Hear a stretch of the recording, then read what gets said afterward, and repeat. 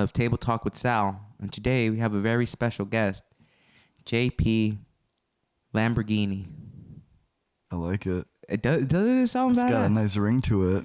It does, dude. You know what? We're gonna switch it all up, dude. You're not JP Lambiase.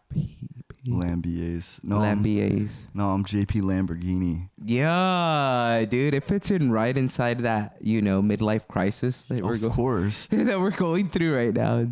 And it's like, it could be like a thing. Like, do you want to have some fettuccine with some JP Lamborghini? Oh, dude, that is fucking fire, bro. Yeah. That's such a cool fucking stage name. JP Lamborghini. I'll open up my own little pasta restaurant called Mom Spaghetti in Detroit. I'll kill it. And the spaghetti is just fucking... Nah, you need... No, linguine. JP. Oh. JP Linguini. Get some linguine with JP Lamborghini. Oh, whoa. This motherfucker is firing, bro. Yeah. Hey, you're ready for the open mics with tonight, a side of sauteed zucchini. Ooh. Yeah. And I'll have my ladies on set in their bikinis. Yo, this motherfucker's freestyling now. Somebody stop him before he gets too ahead. This guy's going crazy. Well, I'm a magician like Harold Houdini. Stop, bro. You're making my fucking head hurt because I'm trying to interject with some raps of myself and I can't think of anything. Holy shit. No, that's not. No, that's not coming out. So, for the people that don't know, this is JP Lamborghini, and we met at Buzzmill open mic here in Austin, and when I first saw you, you had your red glasses on, okay. And then you had your GoPro strapped to your chest. And then I looked at you and I was like, there's something going on with this fellow. He seems pretty cool. Okay. And then I was a bit apprehensive to chat to you right in the beginning. But then I was like, well, what am I worried about, bro? He's just another comedian. Yeah. Right? Yeah. And then I went to go say what's up to you. And then from there, we traded Instagrams and we became comedy best friends. Absolutely. That's actually awesome, And his story is a lot different than my story when we first met. I'm at the Buzzmill open mic and I'm like, yo, why is this why is this dude creeping on me? I look behind, he's just like dead staring at, we locked eyes, that when you lock them a little bit too long, and I'm like, all right, I guess we have to engage now. And I think that's when that happened. At first I was just like, I didn't really know that you were a comic. You were by yourself, you were just kind of chilling, observing the scene. You weren't in a clique of other comics, so I just thought maybe you just kind of stumbled in. So I didn't know at first. That's good. I mean, I like the fact that you couldn't tell that I was a comedian.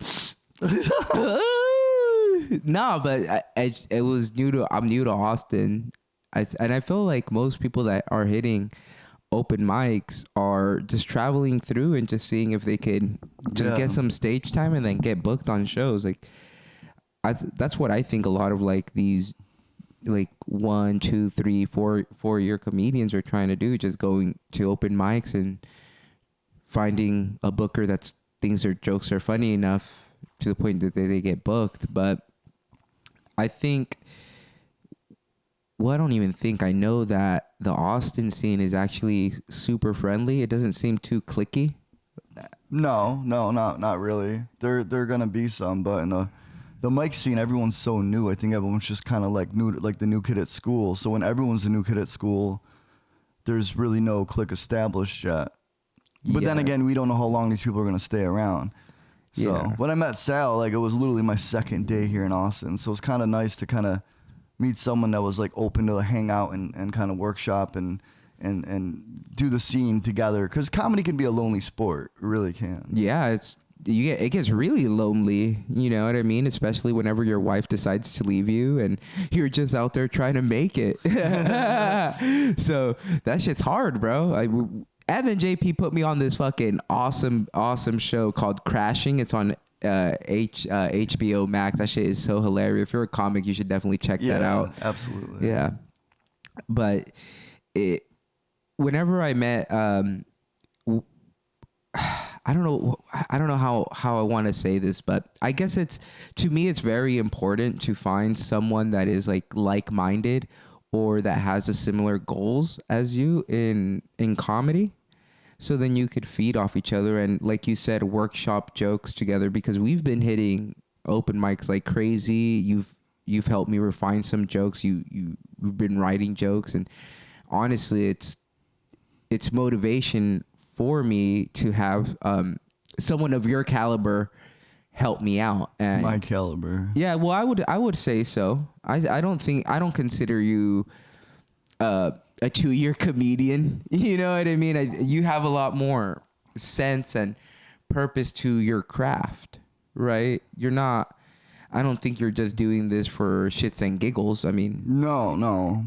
Right. But I think we're all a bunch of people that look at the world in a different lens, and we find humor through that.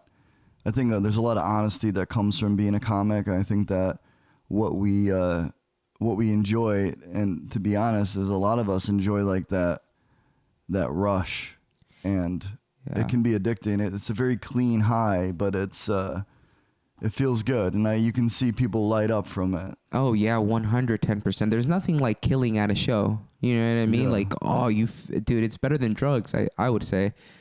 Imagine doing comedy on drugs. Don't do that. I know. I mean, it's a dark rabbit hole you can go down in the comedy scene if you don't have self-control. Like it's like being I wouldn't say like a rock star, but it's that lifestyle that you're constantly out at bars and clubs. So if you can't discipline yourself, you can slowly pick up some bad habits along the way. Oh yeah, dude. There's a shit ton of comics just taking shots after shots and drinking after drink, and then they take a little bumps and then everything, and then I've seen it firsthand. I like whenever there's a comedian that's not sober, and then there's they go up there. You talk to them normal, and then they're normal, they're sober, and then they go up before they go up on stage. They need to hit a line of cocaine or whatever, and then to me it's like, dude, you don't need to do that. No, I don't think. I think like I don't know. Maybe it's because I don't. I think everything serves its purpose, but if you're using drugs, I think it's a crutch a lot of the time. You know what I mean? 100% a crutch, and you start clean, then you rely on your material. You don't need to rely on something to enhance your mood or whatever. Yeah, exactly. Otherwise, what's the point of doing comedy? If you need an upper to do comedy gives you the upper. That's what I'm saying. You don't need to do drugs or get drunk before going on stage, which is crazy. Me and you, what we were talking to he was homeless or he wasn't homeless. I don't know, this fucking guy. Oh yeah. Yeah, the homeless dude from South Carolina. He comes down to Austin, and then his car breaks down, and then he's panhandling for money and selling cigarettes to bums to make it through. You know, that's the type of shit, and that's the type of people that you meet while doing comedy.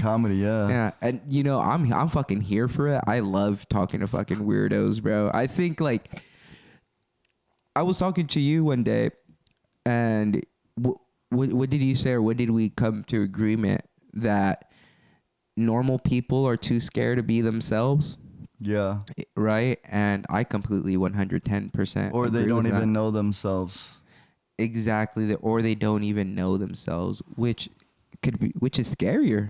Yeah, I mean, like, it's hard for me to, relate or understand, because I've always been very aware of what I want and who I am as a person. And I think that we're kind of lucky to have that self-awareness. Yeah. And and the thing is, I say it comes with time and experiences and putting yourself out there, being courageous enough to try new things. Because I feel like a lot of people, they just get stuck. You know what I mean? And that's one of my biggest fears. I get super complacent. I'm getting booked here every other day, every other week, but I'm not really striving to do anything new or go that extra mile for something else, right? Yeah. I guess what you could say, I'm scared of being mediocre, but then again, it's hard because I'm still a relatively new comic, so I'm still working on my, working on my jokes, working on material and stuff like that. So, talking to you that's been in the comedy industry with, your YouTube channels and stuff like that. Well, let's give the people that are listening some background about JP Lamborghini. So, JP, when did your comedy journey begin? My comedy journey began in 2010 in a small town in upstate New York, or central New York, I would say. It's about 3 hours from the city, 3 hours from my hometown. It's close to Albany, and there's no open mics there. There's no comedy there. But one day when I was at work, someone told me, hey, this place that just opened up is a hot dog stand.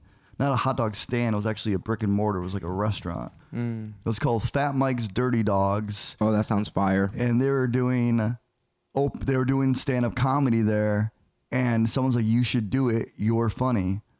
So then I started writing, and I wrote about a 10-minute set, and I performed it in front of everyone I worked with. Okay. And that's online. My first set ever. Your first set ever is online? Yeah, I was 27 years old. So that was like 14 years ago. Holy shit. If anyone wants to pause the video and do the math, go ahead. I'm not. So your first set was at a hot dog stand. Yep. A solid, you said 8 minutes? It was about 10 minutes. 10 minutes. And did you kill? Did you crush? Yeah. How was your second time you went up there? I bombed. So that's like, I think that happens with everybody. But I had the thing is, I invited everyone. I had like everyone at work go. So it's like 30 people at work. And my jokes are very like related to the town I lived in, some inside jokes of the town I lived in, and then a lot of like hacky Asian stuff. Yeah. And some Facebook jokes. I was doing Facebook jokes back then, believe it or not. Because back then I was going to the bars and clubs, and I'd be like, yo, I could have hooked up with this chick last night. And then I'd be like, post that stupid shit. And then like my mom would like it because she didn't know how to use Facebook. And I'm like, So the joke was just like how my mom doesn't know how to use it properly and just likes everything that I do on Facebook. And then after that, I did another open mic there, but it was in front of like all the college kids, because there's 2 colleges at the town I lived in, and they just stared at me. Oh. Yeah, and the thing was, the whole venue was lit, so I could see all of their faces just staring at me, like with their arms crossed. Oh. And when you bomb, you start to forget your set. That's one of the things that happens. You will forget your set. You'll just be like in your head, kind of like looking for it, and then you don't deliver it well at all. You don't have the feedback to. You almost go into like, what is it called? Muscle memory, or you just are going through the motions and like you're reciting it from a book. And oh my God, it was horrifying. That is really bad whenever you see somebody bomb and it starts sounding like a fucking monologue or something, right? It's like super scripted. Yeah, that shit is bad. Especially whenever you start bombing, you do forget that, and it's because the blank stares really get to me. You know what I mean? Yeah. And the material, I did all new, like I wrote all new stuff for it. It was another big mistake. I think a lot of comics, when they start off, they're like, yo, I'm going to have a new 5 minutes every time I go out. I'm like, you know what? You might realize, wow, like you kind of had a fluke because you had a lot that you could talk about right away. But then once that's gone, you're kind of reaching for new material, which isn't going to be as strong, especially if you force that out and you're still new. So I was constantly writing. I constantly thought my stuff was funny, and I didn't have any chance to workshop it. And I ended up going like, dude, I need to do this more. So that's when I started going to New York City. I started driving to the city and doing like the real grind, like, sleeping out of my car, driving to the city, going to mics that give you like $5 for 5 minutes. And that's when I practice for 3.5 hours my 5-minute set all the way to New York City, and I get there and I get on stage. I say my opening line, get a laugh, and then I blank. Oh. And I just stood there and I'm like, whoa, I drove 3.5 hours and I can't even like, I have nothing. Push out the rest of the material. Fuck, dude, that's hard. Especially, you said you're driving 3 hours? Yeah, it was like 3.5 hours to the city. Oh yeah, that shit is rough. I have to drive whenever I'm back home. I need to drive an hour to go do mics, and then every time I go do a mic there in Bakersfield and I bomb or I don't get any laughs, it fucking crushes me. And then it's like, fuck, I just put in all this time and effort for my shit not to be funny. And that's like, I think that's just part of the fucking journey, though. Yeah. You know what I mean? Yeah. And then especially, dude, if you're just doing open mics and then it's the same fucking comedians over and over. Yeah, they've already heard everything. Exactly. So they don't give a shit. No, I actually talked to a comic the other day, and he was just like, I'm going to do his voice. He was just like, I'll be honest with you. When I go to these open mics, he goes, I'll literally look through them. I'll just sit there and I'm not listening to a single word that they're saying. And I'm like, that's really honest of you. But you know what? I think that's very true with like almost every comic that's there. They're just, some are good audience comics. I've seen some comics laugh, but for the most part, comics will just be like, and I think the whole time they're going like, which joke should I open with? Like, you know what I mean? Yeah, like, yeah. I ain't listening to you up there. I find that so disrespectful. I hate that, bro. I hate that. I hate whenever, you know, I don't have the audience's attention or whatever, and then I could tell they don't give a shit, dude. It kind of like forces me to do something crazy, something wild to grab attention. Yeah. But that shit could help you too, you know. But it is fucking painful as fuck to know that comedians are just like, okay, I've heard this one before, whatever. Checking out, or you're rehearsing your fucking lines inside your own head, which I don't do that anymore. I kind of like already have, before I even go to the mics, I'm like, okay, I know what jokes I'm going to do. I'm going to hit them with something that I know is going to get laughs. Then I'll try new things. Right. I believe that the whole point of doing open mics is to do new fucking sets or refine an old joke. Like that's, yeah, going with a purpose. Yeah, it's really important. Otherwise, it's kind of a time waste. Exactly. And I'm not into wasting anyone's time or my own time. That's why sometimes I get a little upset whenever there's just like a comic just like they forget their whole fucking set. And then we're just listening to or like flipping through like, what else do I got here? What else can I say? Exactly. I'm like, I don't know, what else can you say? Yeah, you know, like, come on, you could fucking try to riff or something, asshole. Like, try to make something fucking fun. I don't want to hear you go for 3 fucking minutes when I'm fucking 20 something on the list. Like, you fucking dick. Be fucking respectful and mindful of everybody's fucking time. Like, and that's one thing that I don't know whether fucking comics are just jaded or they just don't fucking understand life or they live in their own fucking world, dog. But these motherfuckers are like really self-centered. I mean, I'm not gonna lie. Am I self-centered? Yeah. I definitely am. But that doesn't mean that I don't give a shit about other people's time. Yeah. Like, after I'm done with my joke and my new joke that I work out, if I'm done and I don't have anything else, I'm like, okay, I'm just gonna give the time back to the mic. I feel that that's the proper thing to do. But then you're trying to do some crowd work with comedians, like, that's I don't know. It doesn't irk me, but it's just a part of the fucking grind, I guess. Oh, fuck that. You also do YouTube though, right? Yeah, like, so after doing comedy for about 3 years, and I wrote a lot back then, YouTube started to take off, and I got into a relationship. And I'll be honest with you, a lot of comics probably aren't in relationships. It's very hard to like go out all the time and do shows and stuff. When you're in the early stages of relationship, you want to spend all your time with the woman. And I just got into a new relationship. So comedy really took a back seat and YouTube became the forefront of it because we did it together. It was like a cooking channel.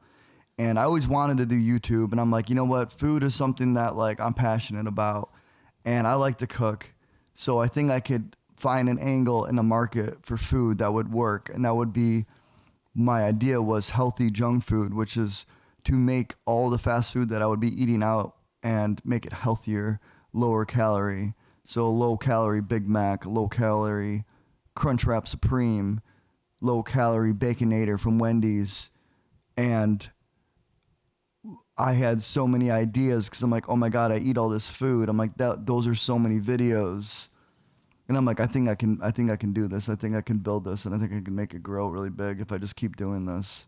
Mm. So for about 3 years, I was doing that, but then of course pivoted and did some other very unique junk food, like stuff that I just kind of came up in my head, like weird, like a spaghetti grilled cheese sandwich, or the like spaghetti grilled cheese sandwich. That low key sounds like fire, bro. Yeah, or I would deep fry SpaghettiOs. Oh God! Like I would damn. batter it and fry it in a sandwich, and it'd be like SpaghettiOs in like a deep fried bun, like a fried chicken, but it was spaghetti. Just really bizarre stuff. That sounds like some carnival food. Yeah, like carnival style. Like, and then I did like Galaxy grilled cheese was during What the time. Fuck is a Galaxy grilled cheese, bro? Well, during the time, like these mirror cakes were going really super viral, and Galaxy was very viral. It was like blues and purples and like little speckles of white, like a galaxy. What I did was I melted a bunch of cheese and dyed it and poured it over the grilled cheese and covered the whole thing, and it looked like a galaxy cake, but it was a grilled cheese. It was made out of cheese. And you bite into it, it was a grilled cheese, but it was Galaxy. That's fucking crazy, bro. I would have been scared. I would have been scared. Yeah, it's like weird stuff, but like people liked watching it because it was just like really bizarre stuff. Oh, nice. Yeah, I like that. I think that I didn't even, whenever I first met you, I didn't even know who you were or whatever. And then whenever we just started building that bond together, you started, opening up to me, and you started showing me your YouTube videos and stuff. And you have a very, you have a lot of followers, man. You have a lot of subscribers on that primary channel. What's going on with that primary channel, that healthy junk food? Yeah, so like after 10 years of doing it, because we started in 2013. So after like 10 years of doing it, I would say around 7 years, I started to get, I felt like, hey, TV shows have their lifespan, you know what I mean? Their peak, and then they're kind of fade out. It's really hard to keep a show going for a while. I didn't expect to do YouTube for 10 years. I was thinking it'll be a 5-year thing. So the fact that I did 10 years, I was more than thrilled. But, like you run out of ideas. Like I went from weird food to giant food. So I'd make everything giant, just like all the fast food. Then I did traveling. I traveled around the world. Then I did TikTok food hacks. And then that was like basically the end of the arc. Like after the food hacks, and no one wanted to see giant food anymore. Traveling was, COVID happened, so we didn't travel. I made bigger projects, like created Five Guys in my apartment, created Shake Shack in my apartment. Those were big projects. I kept going bigger, making my own Chipotle, and it was just so much work. And then as the views start to die down, you're like, well, why am I busting my ass for a smaller and smaller paycheck every time? When you feel like your work and your art is getting better and better and better, but your return is getting lower and lower and lower, it becomes extremely discouraging. So it reached a point where I'm just like, man, this isn't really fun anymore, and this is very hard work to keep going, and maybe I should be smart and just kind of invest differently. And the relationship was struggling at that point too, because like as a business fails, your relationship starts to fail because that's all you did together. Yeah, it's hard.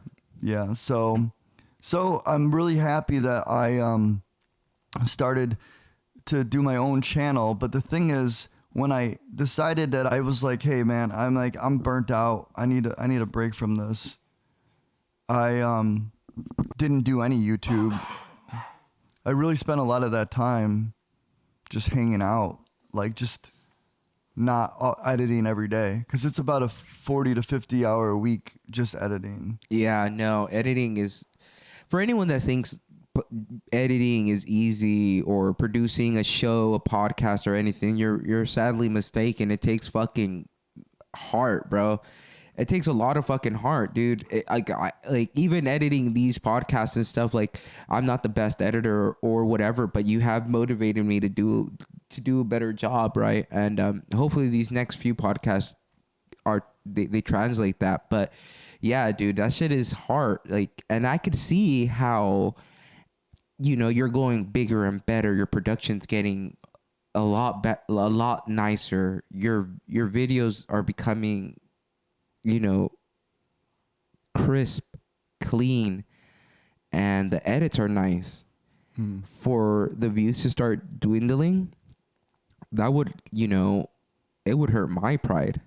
Because at that point, it would be like, am I not funny? Is my editing shit? Am I just doing something that no one gives a fuck about anymore? Like, what is wrong with me? Yeah, right? It just gets discouraging. It's a lot of work, and then you're like, oh, well, we got to come up with a better idea. We have to come up with a better recipe or a better concept. And it's like you try, and then that's very scary because trying something out that's very different, that's change. And like, let's say that the first 2 videos don't do well. Most TV shows are like, cancel it, don't do it anymore. You don't have enough time and effort to see if it would work because you're so invested in what you've already created. It's almost like starting over again. So that's why, like, going onto my new channel is like the best thing for me. When I decided, okay, I really miss editing, I really miss making videos, I'm like, all right, I'm going to vlog myself going to like some comedy shows. And it was fun and I enjoyed it. But then I'm like, what's the point? Who's going to watch this? And then I started going to some more conventions and summits to learn more about the art of YouTube in 2023.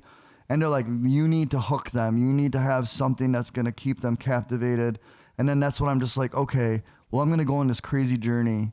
And if people want to jump on board, I'll make sure the videos are edited so the pacing is good and the events are meaningful. And it's showing like a perspective outside of my life from doing the food channel.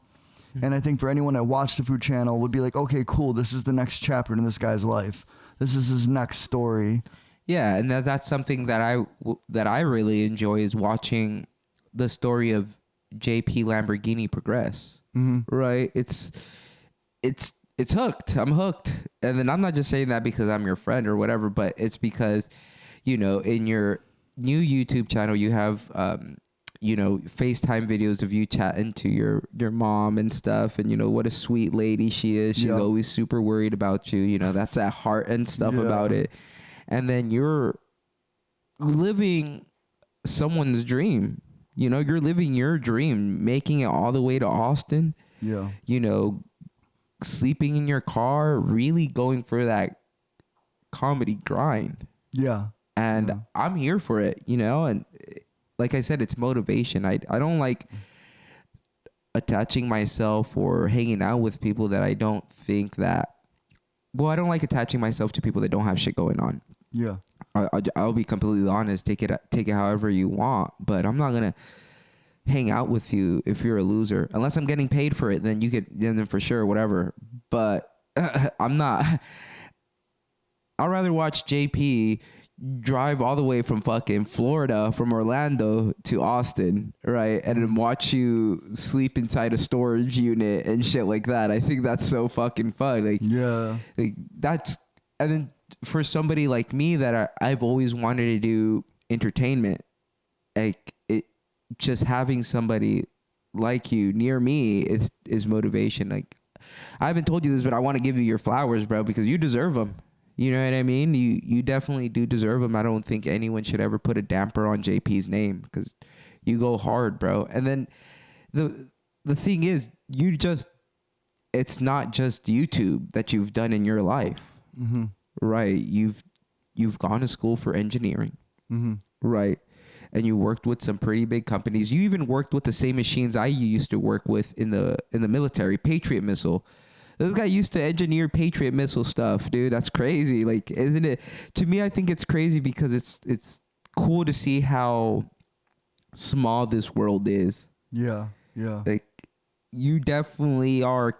We are definitely connected some other way than just like physically. I'm not just saying me and you, but whatever you do and you hang out with and the stuff that you put out to the universe will come back to you. Yeah. Regardless of like if you're out there and you're only, you know, doing bad things, then guess what the fuck's gonna happen? Bad shit's gonna happen to you. You know? So I don't know. I just love the journey of life, bro. I think that's what is being translated through your YouTube channel. You're living your fucking life on the screen for all of us to watch, right? And that takes fucking heart, bro. Because at the end of the day, you are doing what, like I said it again, you're living someone's dream, bro. Like that shit's hard, bro. Like for reals, like, that shit's hard. Yeah, it definitely is. And right now, it's just like, it's so uncertain. Like everything's so uncertain. And it's super scary, but it's like, well, I'm just going to keep doing it. Yeah, I mean, what else is there to fucking do other than go for it, right? Yeah. Like that's my thing. I don't like motherfuckers that stay home all day. Or shit, let's go to the same bars, hook up with the same chicks, do the same. I don't like that shit, bro. If you ask me why I don't kick it with you anymore, what else have you done inside your life? Like, you don't even play tennis. What's that about? I want to do things that are going to help me grow. Yeah. And then that's why I think, like, not trying to toot my own horn or whatever, but people like to see people actually try to achieve things. With that being said, there is a lot of fucking haters, though. Mm-hmm. Have you felt any of that, like, hate or like resentment from people around you? I don't know. I think being in Austin is new. I don't think Not yet. Yeah, and like honestly, like all that sort of thing, you just gotta ignore it anyway. Like if you focus on it, you might want to see it. You might be like, oh, that person's hating. If you're trying to see it, but if you don't focus on it, it could be projections. Like it might not even be happening. I think all in all, unless you're like deep into relationships, hate's very surface level because they don't know you. I think hate hurts more when it's with someone that you have a relationship with, which is why, like, you know, marriage and dating and best friends, you'll see more conflict because things are more personal. But if you let just the surface level stuff get to you, then that can really take over. Like if someone just down the street kind of made fun of your race or made fun of the way you looked and you got all bent out of shape on that, then that's going to be unfortunate because they in the grand scheme of things, they don't really mean anything to you and you might never even see them again.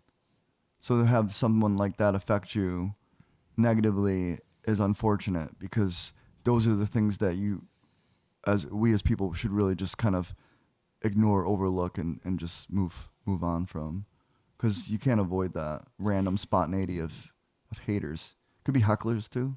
So as a comedian, we have to lean into that sort of stuff and have fun with it. Oh yeah, 110%. Dude, like my shit is, why would I even let you try to take control of my peace or my presence? Like that's all really it is. Somebody that is talking shit to you, really, they just want to see if they could control you, bro.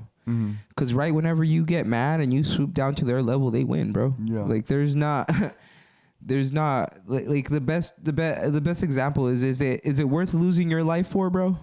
Like nothing really in this life is worth losing your life. But if it goes that far, then it doesn't need to. Yeah. It never needs to get to that point, you know? You just need to shit be like bygones are bygones or whatever. But, you know, there are some things that like you get disrespected or somebody disrespects your, you know, your lady friend or whatever, you kind of need to step up and just kind of show some assertiveness, I think would be the right word. Something to say, hey, listen, that's not cool. Let's, you know, find ways to diffuse the situation without escalating it.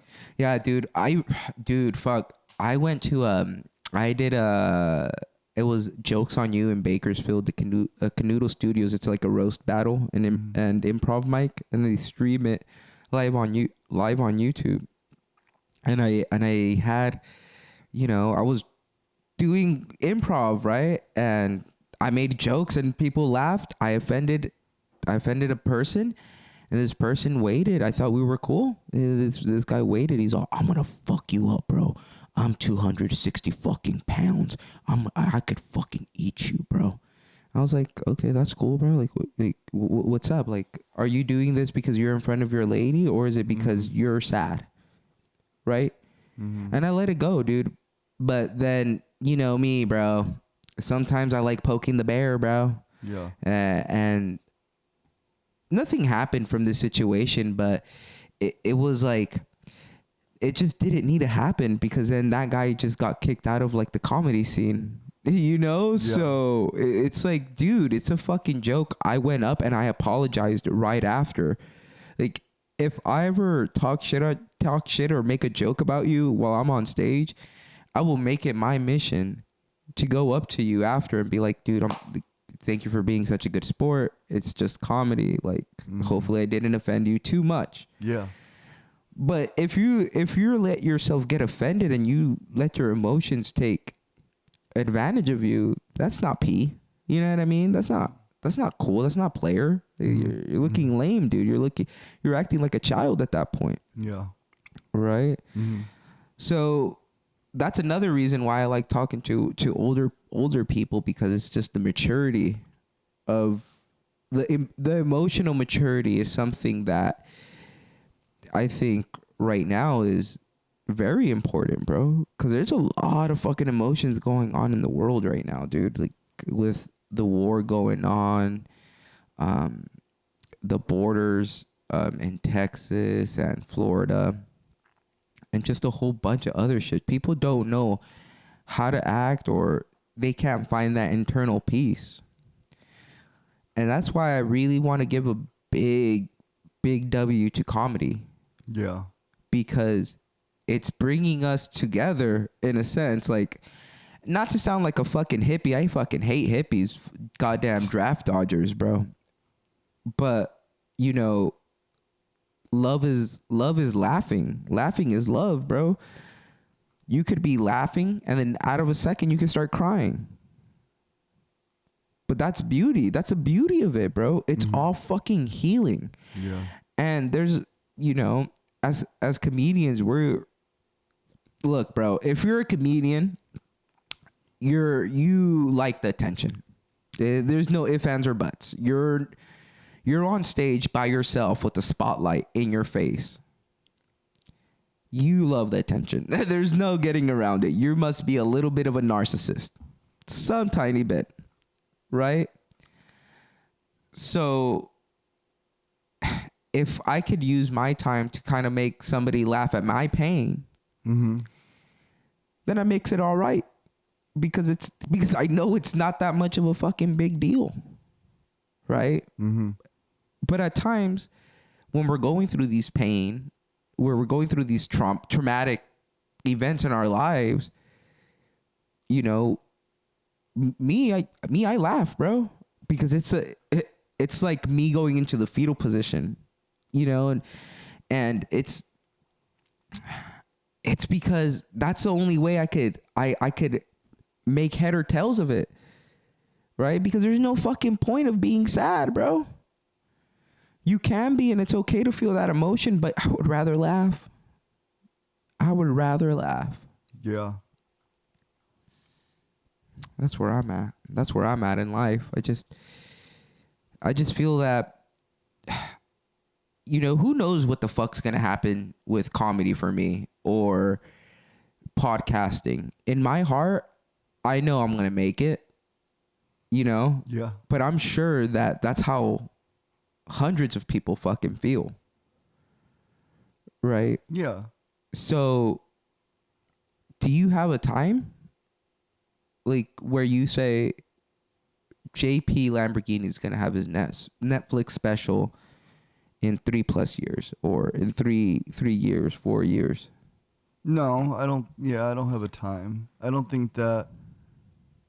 I think it's good to have goals, and it's good to like, strive for something. But like as far as a timeline, it's like, hey, listen, I'm gonna keep doing what I'm doing, and if I am enjoying it, and if there's a struggle, then kind of still you emotionally work through that, because not everything's gonna come easy and be handed to you. But if you ultimately enjoy what you're doing, there's no timeline. You've already made it because you enjoy it.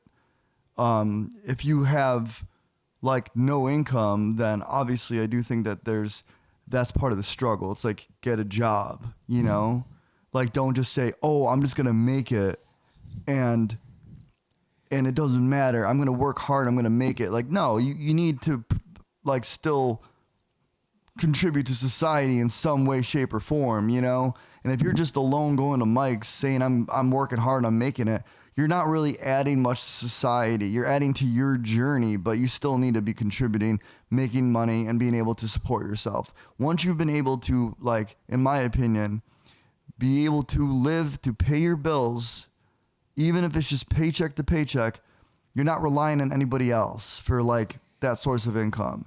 So I think that as long as you can provide for yourself and whoever you need to provide for, then there should be no time limit on what you do. You can do it forever. And whatever success is would be you being able to keep doing what you love to do and still be able to survive without needing any assistance. And I think that's ultimately the goal that most people should get to. The goal should be you can be self-sufficient and then also do what it is you love to do. And I think that in itself is making it. That's fucking hard. Is it? I don't think. Get any job. You can be a waiter. You could work, a 9 to 5, an office job. You could do anything, you know what I mean, to make it work. And then when you have your off time, your free time, you dedicate that time to do what it is you want to do, whether it's play a sport, hang out with friends, or do comedy. The thing is, the smart approach would be to get a job that doesn't interfere with the hobby. So obviously as comics, it's perfect for any comic to be working a 9 to 5. The minute they get done with work, they go out and they hustle. Yeah, they go straight back. And then they go back, then they go to bed and they wake up and they do their job again. Yeah, and that's really how it should be, I have noticed that comedy does put strains on relationships, though, especially like if you're married too. Like, yeah. Shout outs to my wife. She supports me and stuff, but at the end of the day, do I think it's fucking fair? I don't think it's fair. Like sometimes me paso de lanza, you know what I mean? Like yeah. I'm doing, sometimes I do too much, and and that's my thing though. It's like there always you have to find that balance. Mm-hmm. Have to find that balance. I'm not saying I'm not paying bills and shit like that, because I pay my bills. But what I'm saying is like you still have to be emotionally supportive of your friends, your spouse, or whatever it is. You know what I mean? Yep. 100. So it's just, I think, you know what it is, bro? My therapist, I don't know if I said it on the podcast already, but my therapist told me, he said, what did he say? He said, when is the flower the most beautiful? Is it whenever it's fully blossomed or whenever it's just sprouting? Some people will argue whenever it's fully flowered, but it's really beautiful throughout its whole entire journey. Right? And that's that hippie shit, man. And that's why I'm okay with some hippies, doc. But if you're not going to war, then I don't can trust you. Yeah, just kidding. Go ahead. Don't go to war. You'll see what happens. Oh, man.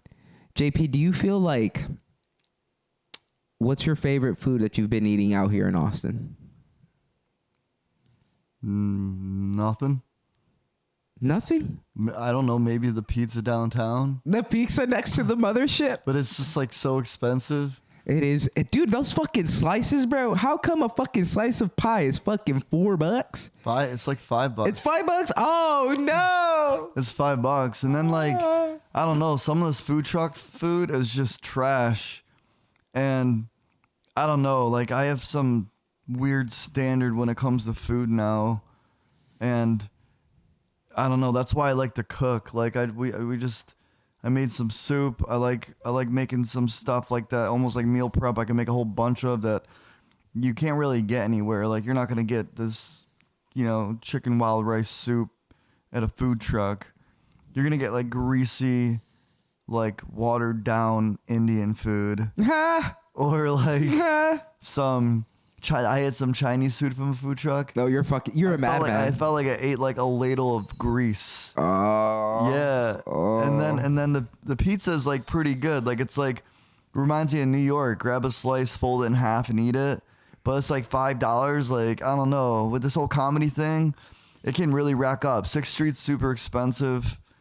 And I'm trying to like budget out my life because like right now I'm just kind of surviving off of like the success I had, and that is very painful because it's like, well, what do I get, a free vacation for a year? You know what I mean? Like, but then after the year, what next? I need to be doing something. Yeah, dude, we need to start. We need to start. I got like a year. Like, I have a year timeline to at least be able to be, like I said before, self-sufficient.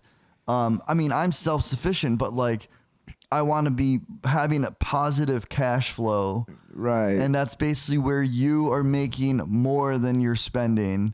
Otherwise, you will like slowly eat away at what you have. If you have like any business, if a business is running their books properly and they're netting a loss at the end of the year, they have to change that, or else the business will go out of business. That makes a lot of fucking sense. It seems like your assets aren't really becoming assets, more like liabilities now. Well, yeah. That's hard, bro. That's hard to see in any. That's what I'm saying. Like, that's why I'm going full minimalistic now. Like, this year, I'm gonna have a apartment with a mattress and entertainment, because that's all you need, right? Right. And entertainment's so cheap now. We're very fortunate living in a day and age where you can have all the entertainment at your fingertips. We're definitely living in the future, bro. Like, I remember when I was younger, I was like, oh man, I really wish I could be alive for like cyborgs to be real and for me to go be able to fly into space and eat a space burger or some shit. Like, now that it's actually happening, I'm like, oh shit, this is gonna be fucking radical. Like, like FaceTime, that was like a thing of the future back in the day. You'd see people get on these video calls all the time, and now it's just like, I mean, I don't even think I take advantage of it as much as I should. Like, I could be FaceTiming anybody at any point, and boom, they're there right in front of my face having a conversation with me. And then FaceTime has these, like, if you have the iPhone FaceTime, if you do 2 thumbs up, like, fireworks come out. That shit's hella badass, bro. What the fuck? Facial recognition is real, bro. And it's gotten so good that you don't even need green screen anymore. There is this movie, Forgetting Sarah Marshall, where they're doing a FaceTime through the laptop. And this is an old movie, like 2012 or something like that, maybe even earlier. And he's like, "Ooh, I'm in space now." And I'm like, you can't do that without a green screen. So back then, that made no sense. You couldn't do that without a green screen. Now you can. You've been on Zoom calls. You can have any background you want. Yeah, that is true. Sit behind a fucking library, make myself look all intelligent and shit. Back in the day, they didn't have that technology. And I believe it's like almost motion capture. Like it can understand the outline of your face and then put something else behind it. Whereas before, you could not do that. Yeah, see, that's badass, man. I love that. I can't wait until we see more like Cybertruck things, because that's what I want to see. When do you think that we're gonna have our hoverboards, bro? I don't know. I mean, there's like YouTube videos of people trying to make them and stuff. Holy shit! Yeah, that's crazy. But they're like, a lot of it's with magnetics and. Some of it was with actual like air, high compressed airs. I just don't think it's a practical thing. Like, the hoverboard is just a really funny, really cool thing that Back to the Future was able to do. But Like, I just don't see it being a necessity. Like, why does it need to hover? Like, I think electric, better batteries, I think, is the technology we want. Better, you know what I mean? That's why we have electric scooters now. That's why we have electric bikes. That's why we have electric cars. The reason we couldn't have that technology back in the day is because we couldn't make a battery that would power enough for that to happen. So that's where the technology is going with that, is these batteries. So it's all about batteries and energy. We need to find something to harness the energy of the sun properly, bro. Yeah, it's called Spider-Man 2. You know, Doc Ock, he like residual infinite energy from the sun, and then he imploded, and then he almost destroyed the entire city. What? That's fucking... Dude. Yeah. JP, you ruined it. Yeah, that's what the movie's really about. This Dr. Octavius is trying to like harness the energy from the sun to create exponential residual energy that you would never deplete, so you'd have infinite energy. That is so fucking cool, man. Sun's gonna burn out though, so yeah, okay. All of existence will be gone. With that attitude, yeah, but we won't be alive for that to happen, right? No, it's gonna be so long from now. But even then, like, who knows what's gonna happen years from now? Like, technology is exponentially growing. Yeah, dude, I'm telling you, there's gonna be like robot dogs, and people are gonna walk their robot dogs. There's gonna be the human race is gonna be obsolete. We're gonna be done for. Don't say that. Robots are right now. AI is getting so good now that it can create films and it can create like art, and it's ruining the art industry. Imagine it starts to ruin the comedy industry. We're competing with robots to write jokes, and they're gonna be funnier than us. Oh hell nah! Robot can't be funnier than me, bro. That's physically impossible, bro. I'm not gonna lie. I tried to write jokes on ChatGPT. They were ass, dude. I really did. I just like all my college papers, bro. Nah, dude. I. What do you think about like all this? Do you genetically modifying like your body and stuff? Would you do that if say like in 10 years or like? Yeah, I mean, I'm at this point, I'm like, why the fuck not? You know, like, I'm pretty much open to anything that could like artificially like destroy me as a person, because like, if Elon said, oh, I got a chip we can install on your body that'll give me like the Apple Vision Pro, I'll be like, yeah, put that chip in my ass. Just stick it right up there, yeah, bro. I'm ready for it. Give it to me. What if I die? Whatever. I'm part of the guinea pig process. Oh fuck yeah, dude. Man, if there was like a technology that made my bones into fucking like stainless steel like Wolverine, bro, I would definitely do adamantium? That. Yeah, dude. If they had some adamantium all up in these bones, boy, this shit go crazy. I'm punching walls with no fear in my heart, dude. Yeah. Or if I'd be like, dude, if you did have that though in your body, I'd be like, sorry, Sal, you're not allowed in my car, just because of the weight limit. Like, you're gonna crush my seats. With your like 2-ton body. Those ass cheeks are heavy, boy. That boy's thick. Dude, no. What about... I wouldn't mind like going and having like tattoos on me, but they're like digital tattoos, so I could just change them. They're just like JPEGs. I switch out. I just switch out the SD card. Yeah, you could just change the skin color when you're going for a job interview. Oh, that's a fucking good one. And then you leave, and you're like Mystique from X-Men. Your whole body just changes into a sleeve of tattoos. Oh, dude, you walk out. Mystique, bro. Hell. Oh, yo. Hey, she was a baddie, dude. Yeah, she was a baddie. I can't remember. Do you like Stamos or Lawrence better? There's two of them? Yeah. Stamos was the first one. Oh. Back when the old 2001 X-Men. I think it was that one then. My favorite one was the one wherever she tried to... The tall chick with the blonde hair? No, it was the orange-haired girl, bro. I mean, when she's not Mystique. Okay, what X-Men movie is this one? The X-Men movie where Mystique transforms into Jean Grey. Yeah. And she tries to bang Wolverine. Yeah, yep. Yeah, that's the first. I believe it's the first one. Yeah, that's that, dude. That was like, oh fuck, dude. Like, damn, boy. Imagine that, dude. Just sex robots, just transforming. But I wonder if their like bodies would actually feel nice. What about if they just feel like silicone titties and ass, which is okay if you have fake ass and fake titties. Like shit, do you, girl? Like let me feel them, make sure they're proper, right? But that's crazy though. Like I don't know, dude. I think that shit's gonna happen too. Another thing. Never mind. I'm not gonna say it. No, I'm gonna say it. I think prostitution should be legal in America. It's $1 trillion business, bro. What do you think about? Is that too far, JP? No comment. JP also agrees. He just doesn't want to come off as an asshole on what? Okay. Look, bro. What I'm just saying is, if you let strippers shake ass, shit, you're out there. You throw $300 on a stripper, she can't give you a good night kiss. That's bullshit, bro. That's like fake advertisement, dog. Whatever. I don't even go. I'm married, so I don't care anymore. But shit's I don't know, bro.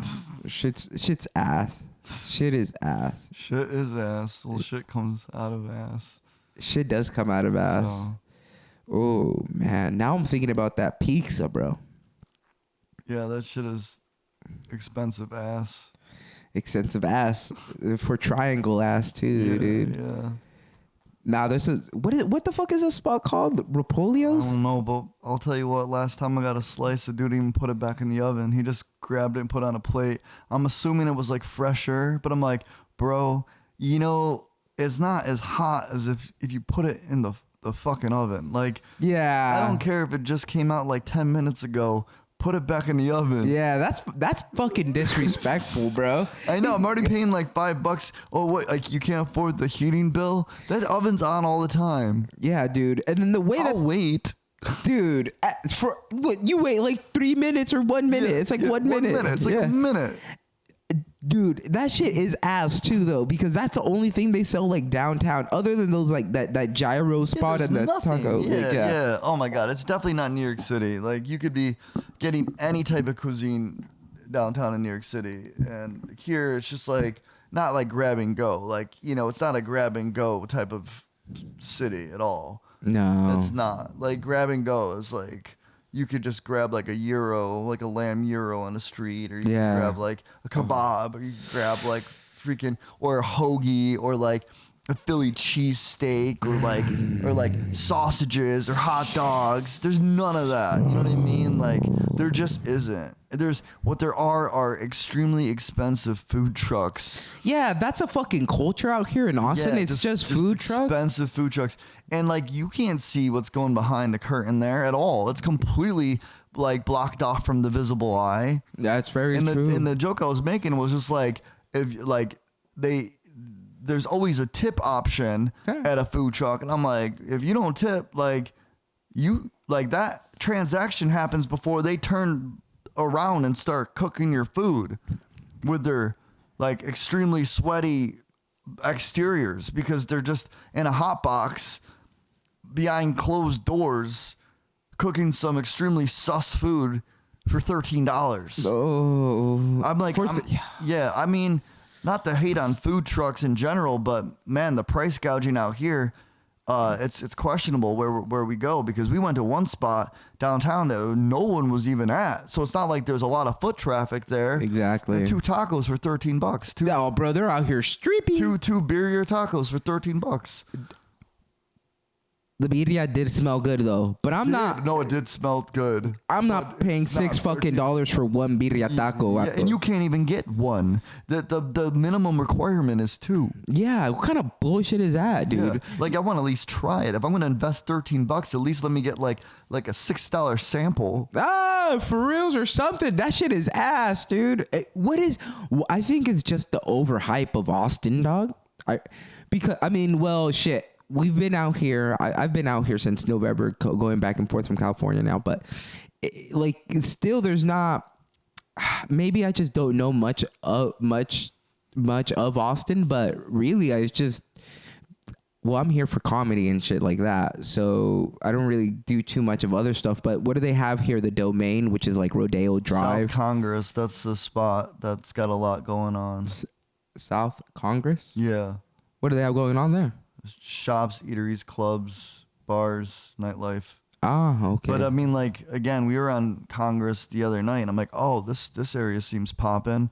And I'm like, oh, that must be a really long street. So. Oh, yeah. All these streets here are fucking long. Yeah.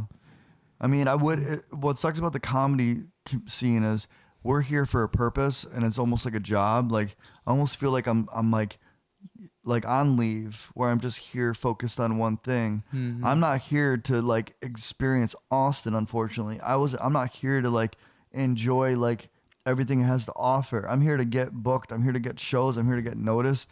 I'm here to get my vlog going. And right now it's just like very what's the word? It's a bit discouraging and lonely, but it's still so new. And I'm like, man, I really need to experience and let this soak in and actually feel the feels, because you need to allow yourself to feel the feels. You can't just say, all right, I had enough, let me go. Nah, you can't do that. You definitely need to go into the city and just like take it in for what it is. You have to really figure out what's going on with Austin, right? Because at the end of the day, if you do decide to live here, you're not just moving here for comedy. Mm. Right, you're gonna move for the culture that they have here in Austin and stuff. Which, dude, I mean, they have a lot of live music here. That's what I love. Yeah, I did. I had a lot of fun with you on the weekend. That is one thing that was refreshing, because doing only comedy, I think, is unhealthy. I think that you need a balance, because I need to be playing some pickleball, and I need to be like meeting that group. I won't even mind joining another improv group just so I can meet some more fun people. Yeah, 110%. It's like, because you can't, as a comedy person, we can't just hang out with comedians, because we're all so fucking jaded, bro. We're all just trying to fucking run bits whole time, right? So you got to make some civilian buddies. And I want to see like what mics we got going on tonight, because it's the whole list. We're just constantly on the grind. Yeah, shout outs to Derek. He puts out a nice little list. 6:30 is C-Note. That'd be one that I'm gonna fucking hit up again, because that thing was, that one's a random, but if I get picked at a good spot, then I plan on, you stay. Yeah. So I think I'm gonna like hit up the rounds again and get my ass out there. Yeah, we have Narbar today too. That's a 10 o'clock mic. Which, one thing is though about Austin for the comedy, if you want to do comedy, I would say this would be the city. It's like a starter. Again, it's like a starter city, because you have a ton of opportunity to get on stage and not really be judged, because everyone kind of sucks at the open mic scene. You don't really get judged. You're just going up there and no one's sitting there going, like, you're not highlighted as like, oh my God, did you see how bad he was? That would never happen. There's too many comics that are doing this. So I think it's a really good starter city for comedy. Once you get the ball rolling and start getting booked and start meeting bookers and start knowing people, that's when you can start, and you got a good set, like a decent set, then you can start like traveling. The thing is with comedy, like, you really just can't stay in one place. No, you can't. Well, you've seen it, bro. You've seen comedians that have been doing comedy in the same area for 5 plus 10 years, and then they're good, but like, is that all you strive to do, is be good in your one area, in the only town? Like, I would say you need to go out there and you need to go fucking try doing comedy everywhere. That's one thing, like, I heard on a Joe Rogan podcast where he says you just need to go everywhere, and you need to try comedy at bars, clubs, everywhere. And that's like been my biggest thing, is just like anywhere I go, anywhere new, I just try to do an open mic anywhere I go, or try to get booked on a show, and yeah, of course, and then figure it out there, because I know that my comedy has been getting better because of the traveling that I've been doing. Yeah, and then comedy comes from experiences. So the more experiences you have, the more comedy you can potentially have too. Yeah, 110%. I don't think... Have you... But then again, I also want to kind of like, I want to try this one thing where I just pick a random subject and try to make that fucking funny. You know, I think like Dave Chappelle does that shit. He just picks a random word and he works it out until it's funny. Yeah. I think that shit would be fun just as a writing exercise. Yeah. Absolutely. I think that shit would be really fun. What else, dude? Like, well, do you plan on going to any of these things? Because we got one coming up. You can hit it up. Oh, yeah, let's go to the mics. All right. Yeah. Let's go to the mics. I mean, I think that's a good way to segue out because we are in the midst of Austin in the comedy scene, and every night is a grind. And we got a mic going on in 1 hour. So we need to strap on. Strap on and strap We need to boots. strap on and ride the comedy train. Yeah, that's what I'm saying, bro. Get in there wherever you can. You might be in the front, you might be in the back, but you never want to be in the middle. Yeehaw. Yeehaw. Okay.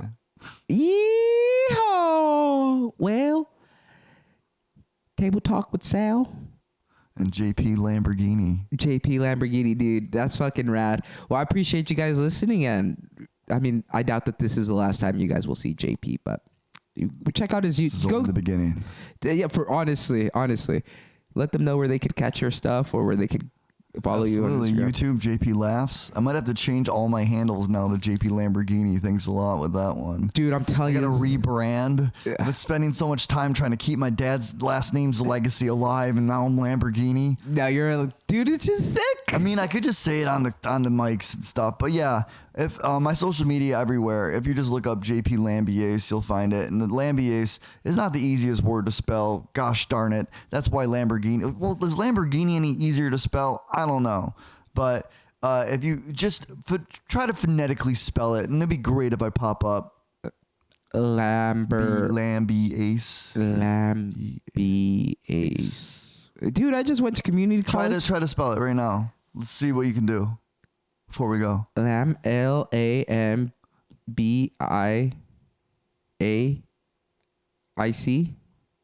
Did you say IC?